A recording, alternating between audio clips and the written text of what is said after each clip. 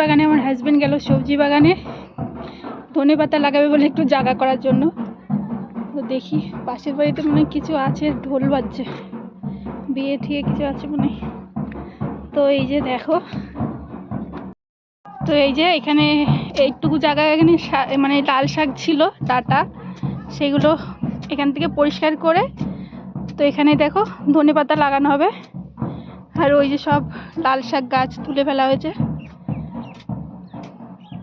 ওই যে লাউ, অনেক লাউ হচ্ছে, তো এখানে লাগানো।